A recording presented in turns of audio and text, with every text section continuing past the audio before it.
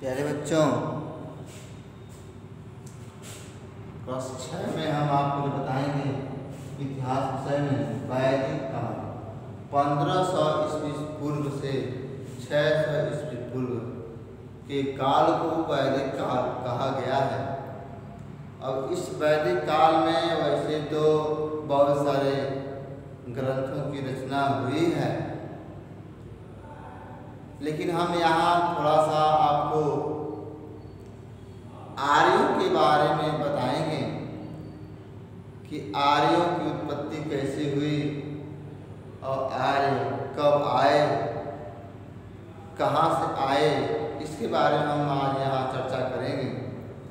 आप जानते हैं, आप पढ़ चुके हैं कि सिंधु घाटी सभ्यता जब नष्ट हो गया, जब नगर नष्ट होने के उपरांत जो है वह मिट्टी से ढक करके बराबर हो गया, दब चुका। तो इन स्थानों पर जहाँ ढक गए थे, मिट्टी आ गया था, उन स्थानों पर नए लोगों का बसाव हुआ। और वे लोग जो है, नए लोग गांव में जो रहते थे, गांव के लोग जो थे वो किसान थे। किसान खेती करते थे। कुम्हार जो था उस गांव में मिट्टी का बर्तन बनाता था और कारीगर जो होते थे वह कांसे और तांबे के धातुओं में बनाते थे। धीरे धीरे इनके जो है आसपास कुछ ऐसे भी लोग आकर के बस गए, उस गांव के आसपास कुछ ऐसे लोग आकर के बस गए जिनको हम आप लोग कहते हैं क्या, आर्य। क्या कहते हैं? आर्य।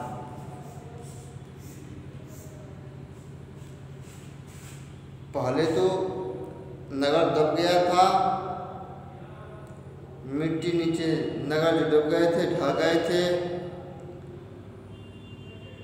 और उन स्थानों पर नए लोगों का आगमन हुआ। कुछ वहाँ पर पुराने समय में कुछ गांव के लोग रहते थे, किसान गांव में, कुम्हार मिट्टी का बर्तन बनाता था। ऐसे करने का मतलब मेरा यह है कि उनके पास आसपास धीरे धीरे कुछ लोग आकर के जो है बस गए, और ऐसे लोग आए उनके आसपास, उनको आर्य नाम से संबोधन किया गया। और आर्य का अर्थ होता है श्रेष्ठ, उत्तम, श्रेष्ठ या उत्तम। आर्य वैसे तो संभवतः काला सागर और कैस्पियन सागर के मैदानों में जो है रहते थे, और वे लोग वहाँ से फैलते फैलते नदियों के किनारे और बढ़ते गए, और वही आर्य गाय, बैल, बकरियां, भेड़, घोड़ा अपना पालतू बनाए। हजारों की संख्या में पशुओं को पालते थे,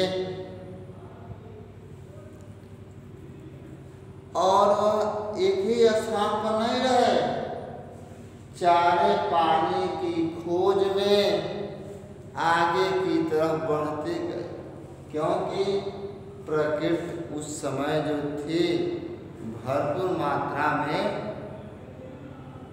जो है अन्न हो या जल हो, या यहाँ तक अभी कुछ ज्ञान नहीं था, तो वे लोग जो है छोड़ करके आगे की तरफ बढ़ते गए। कुछ लोगों को लोग पालतू में ज़्यादा जानवरों की संख्या अधिक जानवरों की संख्या रखते थे, पालते थे। जहाँ कुछ मिल जाता था वहीं को अपना घर बना करके रहते थे। उनके पानी के लिए, भोजन के लिए, पशुओं को चारा के लिए पर्याप्त मिल जाता था, वहीं पर घर बना करके रहना शुरू कर देते थे। अब कुछ लोग जब यह समाप्त हो जाता था तो फिर आगे की तरफ बढ़ते जाते थे। शनै धीरे धीरे वह जो है आगे की तरफ बढ़ते जाते थे और अपना कुछ कारोबार भी करते थे। वे लोग ऊन काटना, बुनना, घोड़े से रथ को जोतना इत्यादि भी कार्य करते थे लोग। लगभग 1200 ईसा पूर्व से 1000 ईसा वर्ष पूर्व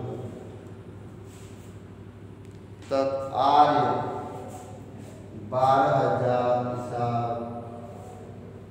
पूर्व से लेकर के 1000 ईसा पूर्व तक आर्य लोग सिंधु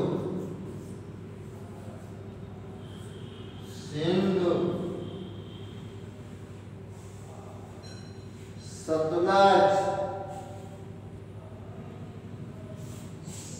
व्यास, सरस्वती नदियों के किनारे जो है आकर के बस गए।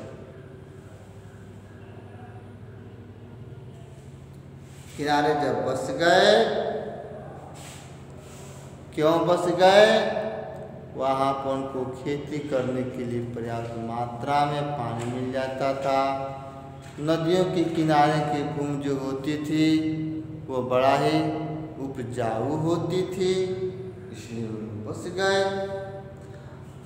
आर्यों की एक भाषा भी है, उनकी भाषा विचित्र था। आर्य लोग एक ही नस्ल के नहीं थे, कई नस्ल के थे। आर्य कई नस्ल के थे।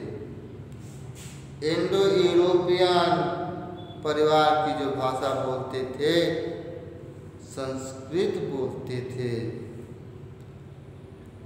अब भी अपने बदलते हुए रूपों में यूरोप, ईरान, भारत में बोली जाती है। यह तथ्य भाषाओं में सत्य है।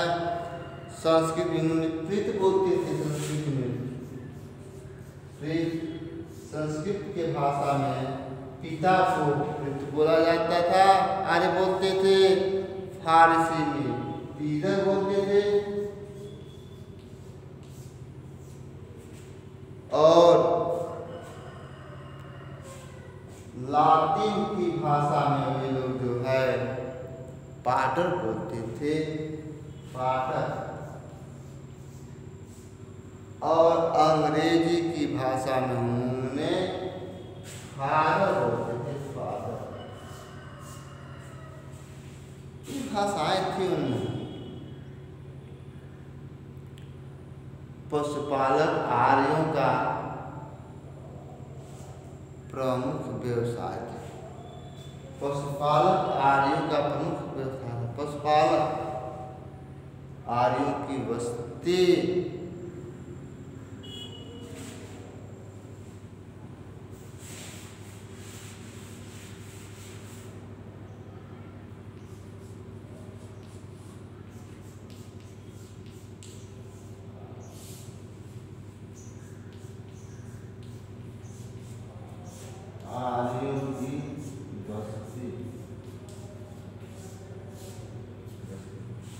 ये पशुपालक आर्यों की जो बस्ती है, आप जानते हैं, वहाँ अपने कबीले को मुखिया के नाम से वंश चलाते थे और प्रमुख अंग वंश होते थे।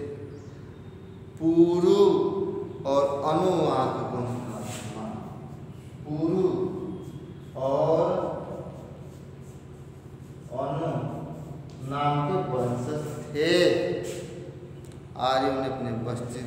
आसपास की लकड़ी मिट्टी के अलावा कई गौशालाएं, आर्य लोग गाँव में रहने वाले किसानों को क्या कहते थे? आर्य लोग गाँव में रहने वाले किसानों को पंडित क्या कहते थे? पंडित।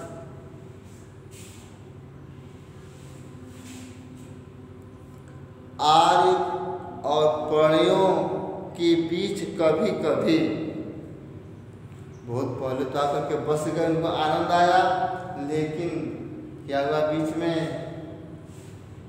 प्रणियों के बीच और आर्यों के बीच कुछ झगड़ा होने लगा। क्यों होने लगा भाई? आर्य लोग जो थे गाय, घोड़ा, अनेक जानवरों को पालते थे। कभी कभी गांव के किसान जो होते थे वो उनके पशुओं को चुरा लेते थे। इसलिए इन दोनों के बीच में आपसी विवाद होती रहती थी। आर्यों को गेहूं, धीरे धीरे कुछ उन लोगों के अंदर ज्ञान हुआ तो आर्य लोग गेहूं देकर के उसे घी, दूध प्राप्त करते थे, व्यापार करने लगे। धीरे धीरे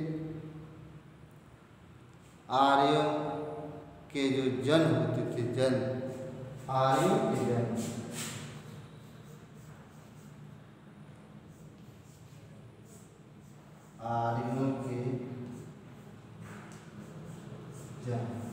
ये आर्यों के जो जन हैं, वैदिक काल में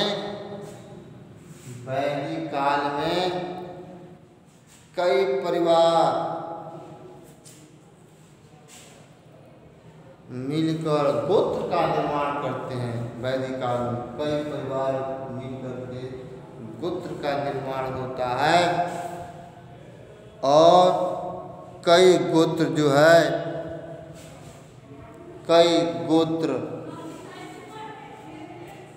मिलकर के विश्व का निर्माण करते हैं।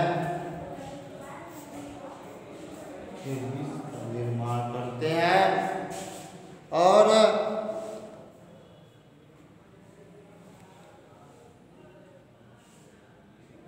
इसी प्रकार कई विश्व मिलकर के जन का निर्माण करते हैं। हमें कई जनों के नाम जैसे पुरजन है की जानकारी, उनके पुरजनों की जानकारी हमें वैदिक साहित्य से मिलती है। पुरजन का मतलब बहुत पुराने समय में कौन कौन से लोग थे, उनके दादा परदादा, ये सब जो है उनके वैदिक काल में ही समावेश किया गया है। तो इस प्रकार कह सकते हैं कि वैदिक काल में जो है उन लोगों का जो है समावेश हुआ और ये उनमें से 5-6 लोग विशेष आसन पर बैठते थे। आज भी बच्चों वे लोग जो है अपने आज भी देखने को मिलता है। कुछ विशिष्ट लोगों को जो है विशेष आसन दिया जाता है। उनकी बुद्धि, कौशल, प्रवणता, उसे अधिक गाय पालने वाले, घोड़ा पालने वाले उसमें अधिक धनवान समझे जाते थे। उस समय के लोगों को ज़्यादा पशु रहता था, उनको बड़े लोग कहते थे, तो उनको विशेष दर्जा दिया जाता था। और वे लोग कभी कभी उन समस्याओं का समाधान उन्हीं लोगों के समक्ष रखा जाता था।